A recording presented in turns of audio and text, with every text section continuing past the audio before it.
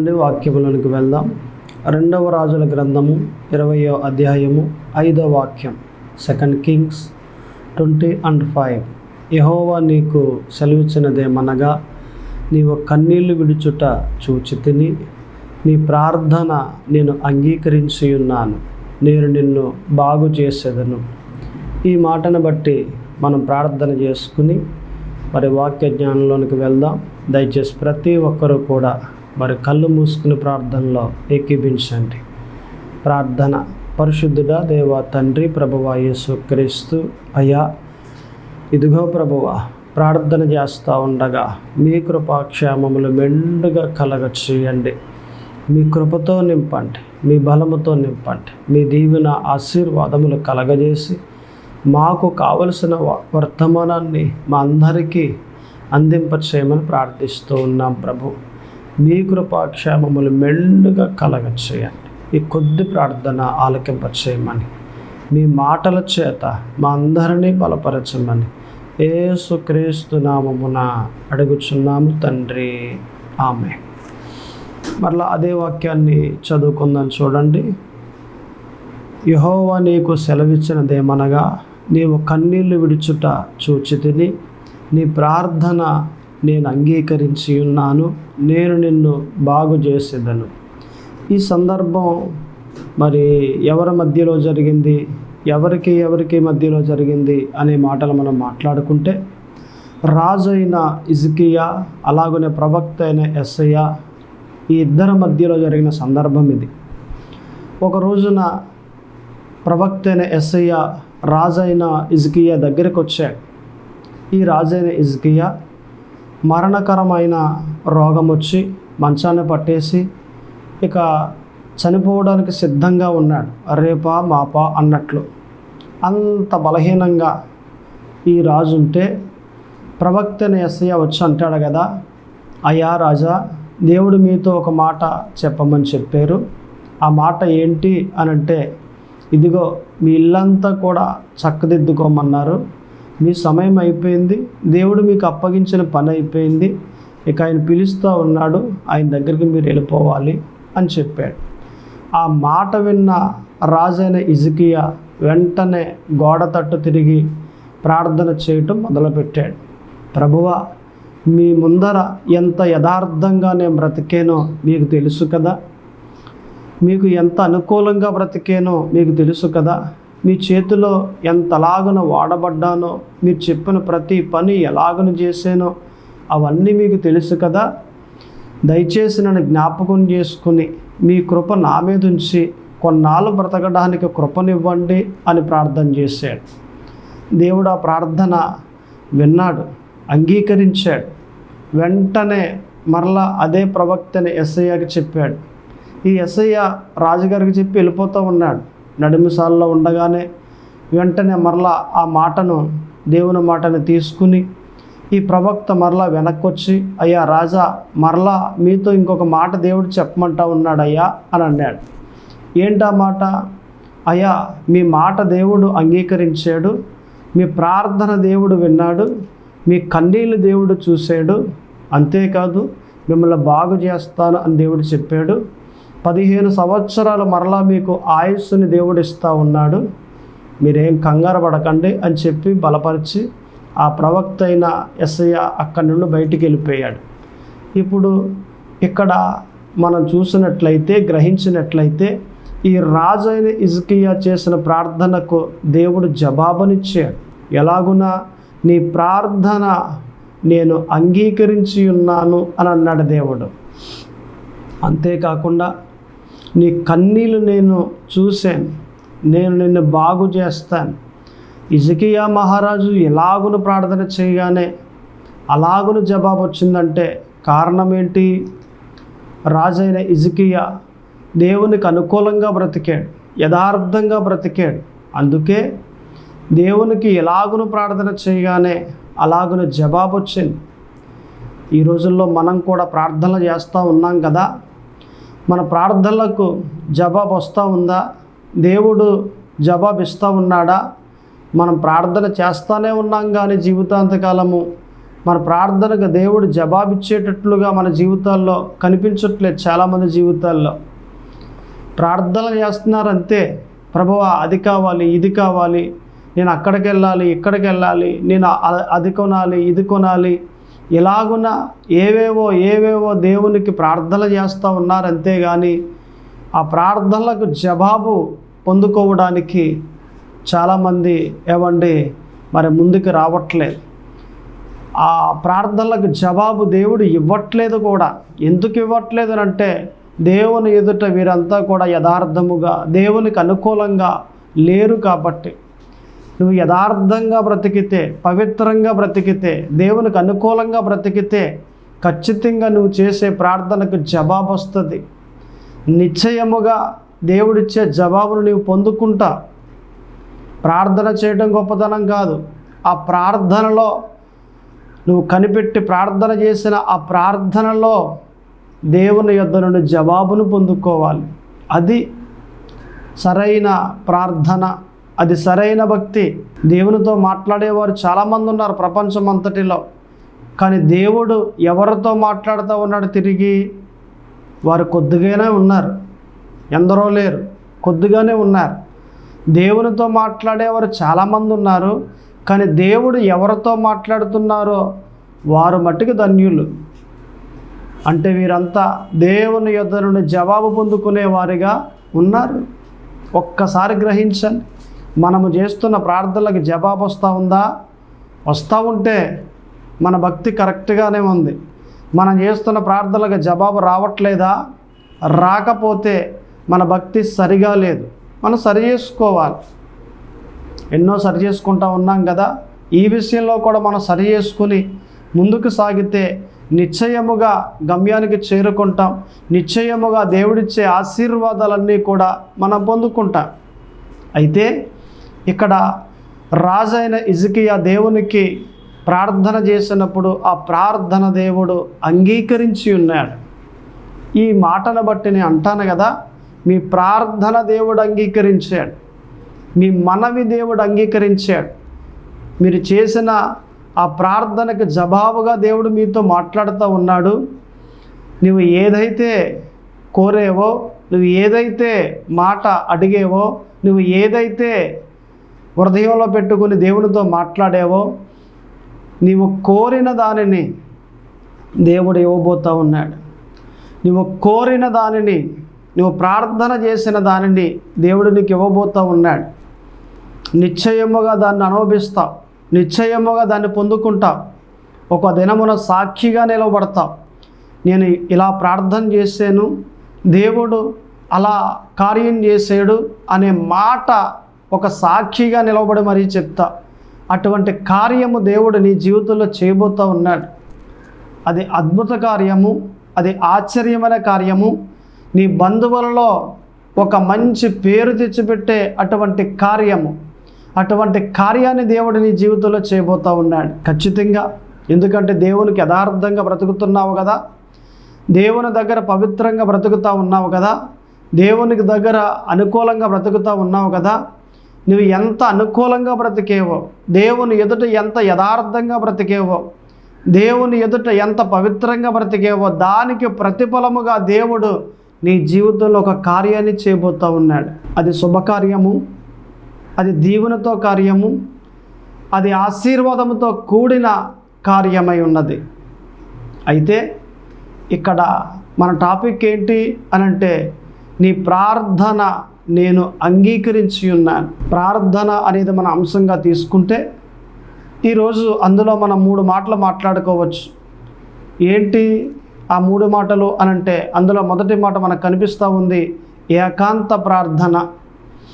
నిజానికి ఈ రాజైన హిజ్కియా ఏకాంత ప్రార్థనలో ఉన్నాడు. ఈ రాజుతో పాటు ఇంకెవరూ లేరు.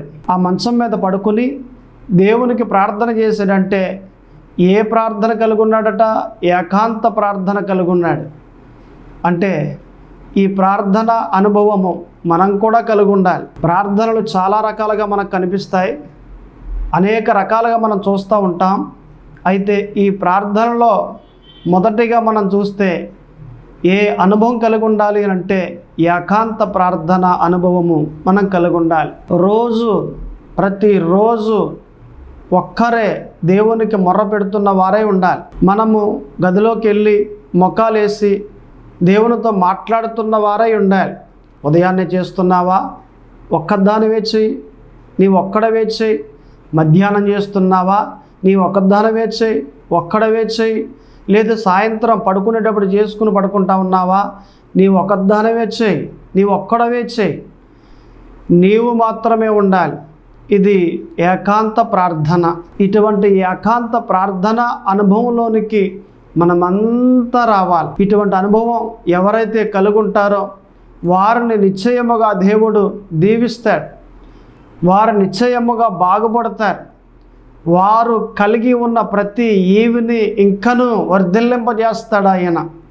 ఒక ఉన్నతమైన స్థాయిలోనికి వస్తారు. ఎందుకంటే మాట్లాడేది మనిషితో కాదు, దేవునితో. ఏకాంతంగా కూర్చుని గదిలో ఏకాంతంగా ఒక చోట ఉండి దేవునితో మాట్లాడుతూ ఉంటే, దేవునికి ప్రార్థన చేస్తూ ఉంటే, దేవునికి మొర్ర పెడతా ఉంటే ఆ మొర్రను బట్టి నీకు దీవెన కలగదా? నిశ్చయముగా దీవించబడతావు. ఖచ్చితంగా దేవుడిచ్చే ఆశీర్వాదాలు పొందుకుంటావు. కాబట్టే దయచేసి నువ్వు ఎలా ఉండాలి అంటే ఏకాంత ప్రార్థన అనుభవము కలిగి ఉండాలి. ఇది రోజు చేయాలి.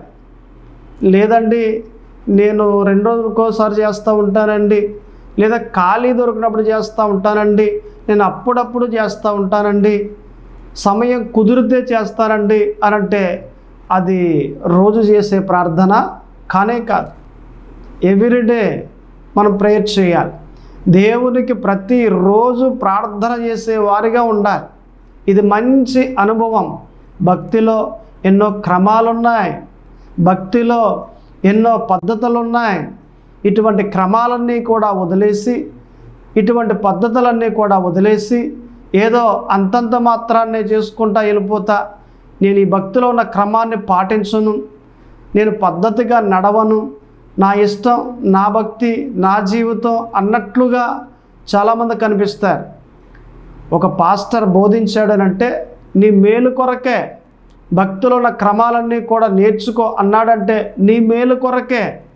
కాబట్టి ఈ భక్తిలో కొన్ని క్రమాలు ఉన్నాయి, ఆ క్రమాలన్నీ కూడా నేర్చుకుంటే నిశ్చయముగా దీవించబడతావు. ఏంటి క్రమం? ఎల్లప్పుడూ ప్రార్థన చేయాలి. ఎల్లప్పుడు అంటే ఆల్వేస్. అప్పుడప్పుడు కాదు, జ్ఞాపకం వచ్చినప్పుడు కాదు, ఖాళీ దొరికినప్పుడు కాదు. ఈరోజు నాకు పనులు ఎక్కువైపోయాయండి, ఖాళీ లేదండి, ఈరోజు చేయలేదు, నిన్న కూడా చేయలేదు, నేను రేపు చేద్దాం అనుకుంటున్నాను ప్రార్థన. ఇదేం ప్రార్థన? ఎన్ని పనులున్నా ఆ పనులన్నీ పక్కన పెట్టేసి నువ్వు ప్రార్థన చేసేదానిగా ఉండాలి. ఉదయాన్నే లేవగానే మొదట దేవునితో మాట్లాడి అప్పుడు నీ పనుల్లోనికి వెళ్ళాలి. అంతేగాని లేచిన తర్వాత పనులన్నీ చేసేసుకుని అరే ఈరోజు లేట్ అయిపోయింది, చేద్దాం అనుకున్నాను, బిజీ అయిపోయాను, ఖాళీ లేదు, రేపు చేద్దాంలే అని అంటే ఇది ఎల్లప్పుడూ చేసే ప్రార్థన కాదు, అప్పుడప్పుడు చేసే ప్రార్థన. నీ ప్రార్థన ఎలా ఉంది? నీ ప్రార్థనకు ఒక క్రమం ఉందా? నీ ప్రార్థన క్రమ పద్ధతిలో చేస్తూ ఉన్నావా? లేదంటే ఏదో అలా చేసుకుంటా పోతా ఉన్నావా గుడ్డెద్దు చేలో పడ్డట్టు? నీ ప్రార్థన ఎలా ఉంది? ఒక్కసారి గ్రహించి దీన్ని సరిచేసుకో, నీ జీవితం ఎంతో బాగుంటుంది. దేవునికి మొర్రపెట్టే ప్రతి ఒక్కరూ కూడా దీవించబడతారు. దేవునికి ప్రార్థన చేసే ప్రతి ఒక్కరూ కూడా రక్షణలోకి వస్తారు, రక్షింపబడతారు. దేవునికి ప్రార్థన చేసే ప్రతి ఒక్కరూ దేవునికి సంబంధులైపోతారు, బంధువులైపోతారు. దేవుని సంబంధులు అనంటే దేవుని కుమారులు అయిపోతారు. దేవునికి మనమంతా కూడా సహవాసంలో ఉంటే అది మనందరికీ మేలే. అది ఎంత మేలు. కాబట్టి మనమంతా కూడా ఒక అనుభవం కలిగి ఉండాలి. ఇది ఏ అనుభవం అనంటే ఏకాంత ప్రార్థన చేసే అనుభవము. కాబట్టి మనమంతా కూడా ఈ అనుభవంలోనికి రావాలని పరిశుద్ధాత్మ దేవుడు కోరుతూ ఉన్నారు. ఏ ప్రార్థన ఇది? Personal prayer. ఇది మనం మట్టుకే ఉండాలి. ఇకపోతే రెండవ మాటలోనికి మనం వెళ్తే చూడండి, యెహోషువ గ్రంథము 24వ అధ్యాయము 15వ వాక్యం. ఇక్కడ మనకు ఒక మంచి మాట వ్రాయబడి కనిపిస్తూ ఉంది. నేనును నా ఇంటి వారును యెహోవాను సేవించెదము అని చెప్పాడు అక్కడ యెహోషువ. ఈ జోషువ చెప్పే మాట ఏంటంటే, నేను ఒక్కడనే యెహోవాను సేవిస్తాను అని చెప్పట్లే. ఏమని చెప్తా ఉన్నాడట ఈ జోషువ? ఇక్కడ చెప్పే మాట ఏంటంటే, నేనును నా ఇంటి వారును యెహోవాను సేవించెదము అని అన్నాడు. అంటే కుటుంబం మొత్తము యెహోవాని వెంబడిస్తాము అని అంటున్నాడు. ఇక్కడ ఒక్కడగా కనిపించకుండా కుటుంబంతో కనిపిస్తూ ఉన్నాడు దేవుని ఎదుట. అంటే ఈ మాటను బట్టి మనం గ్రహించినట్లయితే మనమంతా కూడా డైలీ కుటుంబ ప్రార్థన చేయాలి. అంటే ఫ్యామిలీ ప్రేయర్. మనమంతా ఈ ప్రేయర్ ఒక మంచి అనుభవము, ఇటువంటి మంచి అనుభవము మనమంతా కలిగి ఉండాలి. డైలీ ప్రార్థన చేసుకోవాలి. రాత్రిపూట పడుకునేటప్పుడు లేదా భోజనం చేసే ముందర కుటుంబ ప్రార్థన చేసుకుని మనమంతా కూడా ముందుకు సాగాలి. కుటుంబ ప్రార్థన కుటుంబానికి చాలా దీవెన తీసుకొస్తుంది, చాలా ఆశీర్వాదాలు తీసుకొస్తుంది. భర్త, భార్య, పిల్లలు అందరూ కలిసి భోజనానికి ముందర ఒక చిన్న పాట పాడుకుని, ఒక చిన్న వాక్యాన్ని చదువుకుని, అలాగునే అందరూ కలిసి ప్రార్థన, ఒక చిన్న ప్రార్థన చేసుకుని దాన్ని ముగించి అప్పుడు భోజనం చేస్తే ఆ కుటుంబానికి ఎంత దీవెన, ఆ కుటుంబానికి ఎంత ఆశీర్వాదము. దేవునికి ఇలాగున అనుకూలంగా ఉంటే, దేవునికి ఇలాగున సహవాసంలో ఉంటే, దేవుని క్రమాలు పాటిస్తూ ఉంటే ఎంత దీవెన వస్తుంది, ఎంత ఆశీర్వాదం వస్తుంది. ఇటువంటి ఆశీర్వాదాలన్నీ పోగొట్టుకుంటూ ఉన్నారు కొంతమంది. ఇటువంటి దీవులన్నీ పోగొట్టుకుంటూ ఉన్నారు. ఏదో సాధించేద్దాం, ఏదో ఎరగదీసేద్దాం, ఏదో లొంగెట్టేద్దాం, ఏదో మడత పెట్టేద్దాం, ఏదో పొందేసుకుందాం అనేసి ఇటువంటి క్రమాలు, పద్ధతులు వాక్య ప్రకారంగా తన జీవితాన్ని కట్టుకుంటాం మానేసి ఎక్కడికెక్కడికో పరుగులు తీస్తూ ఉన్నారు. భార్యను వదిలేసి, పిల్లలను వదిలేసి, భార్య ఏమో ఎక్కడ ఉంటుంది, భర్త ఎక్కడో ఉంటాడు. వీళ్ళకి కుటుంబ ప్రార్థన ఎలా జరుగుద్ది? ఒక పిల్లోడేమో ఎక్కడో ఉంటాడు, ఇంకో కొడుకు ఇంకో చోట ఉంటాడు. కుటుంబ ప్రార్థన ఎక్కడ జరుగుద్ది? ఆశీర్వాదం అనేది దేవుడిస్తే వస్తుంది, మనము పొందేసుకుందామంటే వచ్చేది అది. అందుకే ఒక మాట ఉంది కదా, యెహోవా ఆశీర్వాదము ఐశ్వర్యమునిచ్చును, అది నరుల కష్టము చేత ఎక్కువ కాదు. ఒక్కసారి మాట గ్రహించండి. యెహోవా కానీ ఒక వ్యక్తిని ఆశీర్వాదిస్తే ఆ వ్యక్తికి ఐశ్వర్యం కలుగుతుంది. అది నరుల కష్టము చేత ఎక్కువ కాదు. ఒకవేళ ఎక్కువ కష్టపడిపోతే నేను ధనవంతుని అయిపోతా అనంటే అది అబద్ధం, అది ఇట్ ఈజ్ ఎ లై. మరి ఏది నిజం? దేవుడు కానీ ఆశీర్వాదిస్తే అప్పుడు నీవు ధనవంతుడు అవుతావు. యెహోవా ఆశీర్వాదంలో నుండి నీకు ఐశ్వర్యం కలుగుద్ది, కానీ నీవు కష్టపడే కష్టములో నుండి ఐశ్వర్యం కలగదు. ఇది నిజం, ఇట్ ఈజ్ ట్రూత్. కాబట్టి మనమంతా కూడా ఏది నేర్చుకోవాలి అంటే ఈ భక్తిలో ఉన్న క్రమాలు నేర్చుకోవాలి, వాక్య ప్రకారంగా నడవాలి, ఈ భక్తి క్రమాలన్నీ కూడా పాటించాలి. దేవుడు ఎలాగున మాట్లాడుతూ ఉన్నాడో, దేవుడు ఎలాగున నడిపిస్తూ ఉన్నాడో, దేవుడు ఎలాగున నువ్వు చెయ్యి అంటున్నాడో అలాగున చేసే వారిగా మనం ఉంటే ఖచ్చితంగా దీవించబడతాం. నిశ్చయముగా దేవుడిచ్చే ఆశీర్వాదాలన్నీ కూడా పొందుకుంటాం. మీరు ఇలాగ నడుస్తూ ఉన్నారా? దేవుని వాక్య ప్రకారం నడిచే ప్రతి ఒక్కరూ దీవించబడతారు. మీరు వినండి, కుటుంబ ప్రార్థన చేసుకోండి, కుటుంబ ప్రార్థన అనుభవము కలిగి ఉండండి. ఈ ఫ్యామిలీ ప్రేయర్ అనేది మనకు అవసరం. మనము ఈ అనుభవాన్ని కలిగి ఉండాలి, అప్పుడు ఆశీర్వాదాన్ని పొందుకుంటాం. ఒక ప్రాంతంలో ఒక కుటుంబం ఉంది. ఆ ప్రాంతంలో బైబిల్ అనేవే లేవు.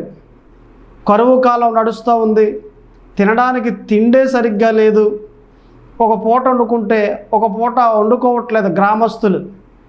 ఆ గ్రామంలో ఈ కుటుంబం దేవుణ్ణి నమ్ముకున్న కుటుంబం. వీళ్ళు కూడా ఒక పూట తింటూ ఉంటే ఒక పూట తినట్లేదు. కానీ రోజు మట్టుకి దేవునికి ప్రార్థన చేస్తున్నారు. ఏ ప్రార్థన? ఫ్యామిలీ అంతా కలిసి తినే ముందర ప్రార్థన చేసుకుని అప్పుడు తింటా ఉన్నారు భోజనం. అంటే ఏ ప్రేయర్ ఇది? ఫ్యామిలీ ప్రేయర్ ఇది, కుటుంబ ప్రార్థన ఇది. ఈ కుటుంబ ప్రార్థన అనుభవం కలిగి ప్రార్థన చేస్తూ ఉన్నారు. ఈ కుటుంబం అంతా కలిసి చేసే ప్రార్థన ఏంటి అని అంటే, ప్రభువా మాకు బైబిల్ ఒకటి ఇవ్వండి, మా చేతిలో బైబిల్ లేదు, చదువుకోవడానికి వాక్యం మాకు అందుబాటులో దొరకట్లేదు, ఈ గ్రామంలో ఒక్క బైబిల్ కూడా లేదు, మేము చదువుకోవాలంటే బైబిల్ తెచ్చుకోవడానికి పక్క గ్రామం వెళ్ళవలసి వస్తుంది, మాకు ఒక్క బైబిల్ ఇవ్వండి ప్రభువా అని ఈ కుటుంబం అంతా కలిసి ప్రార్థన చేస్తూ ఉన్నారు. ఇలాగును ప్రార్థన చేస్తూ ఉంటే ఆ కరువు కాలంలో వేరే దేశం నుండి ఒక దొరగారు వచ్చారు ఆ గ్రామానికి.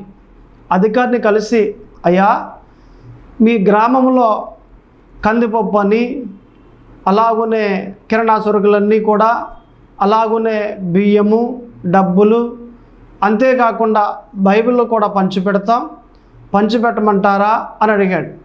అధికారి, అరే మీరు ఇస్తారంటే వద్దంటాం ఏంటండి, ఒక పూట తింటే ఒక పూట తినట్లేదు మా గ్రామస్తులు, ఈ ప్రాంతంలో కరువు వెళ్తూ ఉంది, మీరు ఇస్తారంటే వద్దంటాం ఏంటి, మేము ఇవ్వండి అంటే బైబిల్ కూడా ఇస్తాం మరి అని అంటే, బైబిల్ అంటే యేసు ప్రభు బైబిల్ అంటే గ్రంథం, ఉన్న పరిశుద్ధ గ్రంథం, అందులో ఏముంటాయండి, మంచి వాక్యాలు రాసుంటాయి, మీరు ఇలా బ్రతకండి అనేసి అయితే ఇవ్వండి అని అన్నాడు అధికారి. ఈ దొర సరిగ్గా టంకేయించి, పలానా సోమవారం రోజున మీ అందరికీ పలానా చోట ఇలాగిస్తాము అని చెప్పించాడు. అందరూ కూడా అక్కడికి వచ్చేసారు. అక్కడ సరిగ్గా దొరగారు కూర్చునుండి 4 సెక్షన్స్ పెట్టాడు. అక్కడ ఒక సెక్షన్లో బైబిల్ ఇస్తారు, మరొక సెక్షన్లో బియ్యం మూట ఇస్తారు, మరొక సెక్షన్లో మరి కిరాణా సరుకులు ఇస్తారు, మరొక సెక్షన్లో డబ్బులు ఇస్తారు 1000 రూపాయలు. 1000 రూపాయలన్నా తీసుకోవాలి, కిరాణా సరుకులన్నా తీసుకోవాలి, బియ్యం మూట అన్నా తీసుకోవాలి, బైబిల్ అన్నా తీసుకోవాలి. ఈ 4 కలిపివారు 4టిలో ఒకటే ఇస్తారు, ఏదో ఒకటి, ఏది కావాలో ఎన్నుకొని ఆ సెక్షన్లోనికి వెళ్తే ఆ వ్యక్తికి అక్కడ ఇచ్చేవారు ఇస్తారు. ఈ గ్రామస్తులంతా వచ్చారు, మాకు బియ్యం కావాలి తినడానికి అనేసి బియ్యం మూట లైన్లో నుంచున్నారు. అలాగనే మరి లేదు మాకు కిరాణా సరుకులు కావాలి, ఇవి కొదువుగా ఉన్నాయి మా ఇంట్లో అనేసి అందులో కొంతమంది నుంచున్నారు. అలాగనే లేదు మాకు అవి అయితే ఉన్నాయి కానీ డబ్బులు లేవు, డబ్బులుంటే ఎప్పుడైనా మనం మార్చుకోవచ్చు అనేసి 1000 రూపాయలు ఇచ్చే ఆ లైన్లో నుంచున్నారు కొంతమంది. అయితే ఈ బైబిల్ తీసుకునే లైన్లో ఒక్కడ కూడా నుంచోలేదు. అందరూ బియ్యం తీసుకుంటున్నారు, లేదా మరికొందరు డబ్బులు తీసుకుంటూ ఉన్నారు, మరికొందరు కిరాణా సరుకులు తీసుకుంటూ ఉన్నారు. బైబిల్ మట్టికి ఎవరు తీసుకోవట్లేదు. ఈ దొర అలాగే కూర్చున్నాడు బైబిల్ దగ్గర ఇవ్వడానికి. ఆ లైన్లో ఆ సెక్షన్లో కూర్చున్నది ఎవరట? దొర. అయితే ఇలాగున మధ్యాహ్నం వరకు ఇచ్చారు, ఒక్కడ కూడా బైబిల్ పట్టుకెళ్ళలేదు. వచ్చి అందరు బియ్యం, డబ్బులు, కిరాణా సరుకులు ఇలాగ పట్టుకెళ్తూ ఉన్నారు. అయితే ఒక వ్యక్తి వచ్చాడు. ఈ వ్యక్తి ఎవరు? రోజు కుటుంబ ప్రార్థనలో బైబిల్ కావాలి అని కుటుంబ సహితంగా ప్రార్థన చేస్తూ ఉన్నారే ఆ వ్యక్తి, దేవుని నమ్ముకున్న వ్యక్తి. వచ్చి సరిగ్గా దొరగారు ఉన్న బైబిల్ ఉన్న లైన్లోకి వెళ్ళాడు. ఈ సెక్షన్లోకి వెళ్ళి, అయ్యా నాకు బైబిల్ ఇవ్వండి అన్నాడు. దొర అన్నాడు, ఏవయ్యా నీకు అసలు తెలివి ఉందా? అదిగో బియ్యం మూట ఉంది, 1000 రూపాయల ఖరీదు, కిరాణా సరుకులు ఉన్నాయి, 1000 రూపాయల ఖరీదు, డబ్బులు ఉన్నాయి, 1000 రూపాయలు ఇస్తూ ఉన్నాం, ఇదెంత ఉంటుంది అంతా పోసి బైబిల్ ఇది నీకు ఏమన్నా ఇది అన్నం పెడుతుందా లేకపోతే ఏమన్నా పోషిస్తుందా? నువ్వు సరిగ్గా ఎందులోకి వచ్చేవి చూడు, మార్చుకుంటూ వెళ్ళి మరలా తీసుకున్న తర్వాత మరలా ఇంకేమి ఇవ్వం మరి అని అన్నాడు. అయ్యా నాకు బియ్యం మూట వద్దు, నాకు కిరాణా వద్దు, అలాగనే నాకు డబ్బులు కూడా వద్దు, నాకు బైబిలే కావాలి. కొన్ని నెలల నుండి కుటుంబ సహితంగా మేము ప్రార్థన చేస్తూ ఉన్నాం, దయచేసి నాకు బైబిల్ కావాలండి అన్నాడు. నువ్వు ఒక్కసారి ఆలోచించు అని అన్నాడు. లేదయ్యా నేను నిజమే చెప్తున్నాను, నాకు బైబిలే కావాలండి. రైట్ అయితే పట్టుకెళ్ళు అని ఆ దొర బైబిల్ ఇచ్చాడు. బైబిల్ పట్టుకుని ఇంటికి వచ్చేసాడు. తన భార్య అంది, ఇదేంటండి అందరూ బియ్యం పట్టుకొచ్చారు, లేకపోతే కిరాణా సరుకులు పట్టుకొచ్చారు, లేకపోతే ఏది డబ్బులు పట్టుకొచ్చారు, ఒక నెల్లాలు బ్రతికేసే ఉండేవాళ్ళం కదా, మనకు నెల్లాలు వచ్చి ఉండేవి కదా ఈ బియ్యం మూట ఇదిని, ఏంటి మీరు ఎలా పట్టుకొచ్చారు అని అంటే ఆయన అన్నాడు, ఇవైతే నెల్లాలే బ్రతుకుతాం మనం, బైబిల్ అయితే జీవితాంతకాలం బ్రతుకుతాం మనం. బైబిల్లో దేవుని వాక్యం ఉంది, ఆ వాక్యము ద్వారా మనమంతా కూడా కొన్ని సంవత్సరాల పాటు మన జీవితాంతకాలం బ్రతకడానికి దేవుడు కృపనిస్తాడు. ఒక దారి ఏదోటి చూపిస్తాడు ఆయన గొప్ప దేవుడు. వాక్యమే ముందర, వాక్యం తర్వాతే ఏదైనా అన్నాడు. ఏమో మీ పిచ్చితనం, సర్లే ఒక వాక్యం చదువుదాం తీయండి అని అంది. ఒక వాక్యం ఏమన్నా తీయడానికి బైబిల్ ఎలాగన తీసాడు. తీయగానే మొదటి పేజీలో 500 రూపాయల నోటు ఉంది. అరే 500 ఉంది అనేసి ఇంకో పేజీ తీసాడు. రెండవ పేజీలో కూడా 500 నోటు ఉంది. ఇలాగన పేజీకి ఆ దొర 500 రూపాయల నోటు పెట్టాడు. ఇవన్నీ లెక్క పెడితే 1,50,000 రూపాయలు వచ్చాయండి. వాళ్ళంతా కూడా కొన్ని సంవత్సరాల పాటు ఆ కరువులో ముందుకి వెళ్ళిపోవడానికి, వారి బాకీలు కూడా తీర్చేసుకోవడానికి దేవుడు కృపనిచ్చాడు. బైబిల్ కోరుకున్న ప్రతి ఒక్కరూ కూడా, వాక్యాన్ని కోరుకున్న ప్రతి ఒక్కరూ కూడా దీవించబడతారు, వర్ధిల్లుతారు. ఒక్కసారి గ్రహించాను. దేవుని వాక్యాన్ని కోరుకుంటా ఉన్నారా? దేవుని వాక్యాన్ని కోరుకుంటే కుటుంబ ప్రార్థన చేయండి. ఈ కుటుంబ ప్రార్థనలో మీరు నమ్మకంగా జీవిస్తే నిశ్చయముగా దేవుడు దీవిస్తాడు. ఇకపోతే మూడవ మాట కూడా మనకు కనిపిస్తుంది. చూడండి, పౌలు గారు రాసిన పత్రిక హెబ్రీ 10వ అధ్యాయము 24వ వాక్యం, కొందరు మానుకొనుచున్నట్టుగా సమాజముగా కూడుకొనుట మానక ఒకరిని ఒకడు హెచ్చరించుచు అని అన్నాడు. ఒక్కసారి గ్రహించండి ఈ మాటను. కొందరు ఏం చేస్తున్నారట? సమాజముగా కూడుకొనుట మానక, అంటే సమాజంగా కూడుకోవటం మానేయట్లేదు. ప్రతిరోజు ఏం చేస్తున్నారట? దేవుని వాక్యాన్ని జ్ఞానం చేస్తూ ఉన్నారు, సమాజంలో కూడుకుంటూ ఉన్నారు. మరి ఈ రోజుల్లో మేము ఆలయానికి రావండి, ఇంటి దగ్గర టీవీ ఉంది కదా, అందులో వాక్యాలు వస్తున్నాయి కదా, అవి వింటాం సరిపోతున్నాయి మాకు అనే ప్రజలు లేరా? చాలామంది ఉన్నారు. ఆలయానికి రాకుండా ఇంట్లోనే మొబైల్లో వాక్యం చూడడం, ఇంట్లోనే టీవీ చూడడం, ఇలాగని చాలామంది ఇంట్లోనే కూర్చుని వాక్యాన్ని వినేవారు ఉన్నారు. ఇక్కడ వాక్య ప్రకారంగా చూస్తే ప్రతి ఒక్కరూ కూడా సమాజంగా కూడుకోవాలి. ఇది సరైన భక్తి. ఇప్పుడు బల్లారాధన జరుగుద్దండి, టీవీలో వాక్యం వింటే బల్లారాధన ఎలా తీసుకుంటావు? టీవీలో చేయొచ్చేద్దా బయటికి? అలా వస్తే అక్కడ ఉండవు. బల్లారాధన తీసుకోవాలంటే సమాజంలోనికి రావాలి, సమాజంగా కూడుకోవాలంటే సంఘంలోనికి రావాలి. నీకంటూ ఒక ఆత్మీయ తండ్రి ఉండాలి. నీకు బాధ వచ్చినప్పుడు, నీకు సమస్య వచ్చినప్పుడు, నీకు ఇబ్బందులు వచ్చినప్పుడు నీ ఇంటికి వచ్చి బలపరిచే ఒక సేవకుడు ఉండాలి, నడిపించే ఒక సేవకుడు ఉండాలి. నడిపించే నాయకుడు లేకపోతే నువ్వేమైపోతావు? కాబట్టి మనకు నడిపించే నాయకుడు యేసు. నడిపించే నాయకుడు లేకపోతే మన జీవితం గమ్యానికి వెళ్ళలేం, గమ్యానికి చేరుకోలేం. మన జీవితం ఏమై ఉంది ఒక్కసారి గ్రహించాలి, ఒక్కసారి అర్థం చేసుకోండి. మీరు అర్థం చేసుకుంటే నిశ్చయముగా సమాజంలో కూడుకుంటారు. సంఘానికి ప్రతి శుక్రవారం, సంఘానికి ప్రతి ఆదివారం కూడుకుంటారు. మీరు వచ్చి సమాజంలో అంటే సంఘంలో మీరు ఉండి చెప్పే వాక్యాన్ని వింటారు, చెప్పే ప్రార్థనలు చేస్తారు, చెప్పే సాక్ష్యాలు వింటారు. మీరు కూడా సాక్ష్యాలు చెప్పి అనేక మందిని బలపరుస్తారు. ఏమై ఉన్నారు? మీరు ఎలా నడుస్తూ ఉన్నారు? మాకు ఇంట్లో కుదరదండి, మా ఆయన గారు ఒప్పుకోరని ఇంటికి వెళ్ళటం, ఏది ఆలయానికి వెళ్ళటం, ఏదో పరిస్థితి, మా పరిస్థితి అలాగుంది, ఇంట్లో వాక్యం వింటున్నాం. ఓకే, మీకున్న పరిస్థితిని బట్టి వినొచ్చు, దానికి తప్పేమీ లేదు. కానీ ఒక రోజంటూ ఒక నిర్ణయం తీసుకోవాలి. మీరంతా సమాజంగా కూడుకునే ఆ నిర్ణయం తీసుకోవాలి. మీరు సంఘంలో కలవాలి. సంఘంలో కలిస్తేనే మీ జీవితాలు బాగుంటాయి. దీన్ని బట్టి మీరు ఆలోచించి మీరంతా కూడా మీకు దగ్గరగా ఉన్న ఆ సంఘంలో కలవాలని పరిశుద్ధాత్మ దేవుడు కోరుతూ ఉన్నాడు. ప్రార్థన చేసుకుందాం. ఈ 3 అనుభవాలు కూడా మనము కలిగి ఉండి ముందుకి సాగాలని పరిశుద్ధాత్మ దేవుడు కోరుతూ ఉన్నారు. దేవుడు మిమ్మల్ని దీవించునుగాక. ప్రార్థన చేసుకుందాం. ప్రార్థన. పరిశుద్ధుడా దేవ తండ్రి, ప్రభువా యేసుక్రీస్తు అయ్యా, ఇదిగో ప్రభువా, ప్రార్థన చేస్తూ ఉండగా మీ కృపా క్షేమములు మెండుగా కలగచేయండి. మీ కృపతో నింపండి, మీ బలముతో నింపండి, మీ ఆత్మ చేత మా అందరినీ నడిపింపచేయమని ప్రార్థిస్తూ ఉన్నాం ప్రభువా.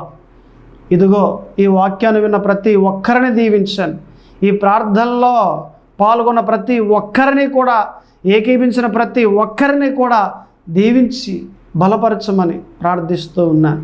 మీ దీవెన ఆశీర్వాదములు మెండుగా కలగచేయమని, ఈ కొద్ది ప్రార్థన ఆలకింపచేయమని యేసుక్రీస్తు నామమున అడుగుచున్నాను తండ్రి. ఆమెన్.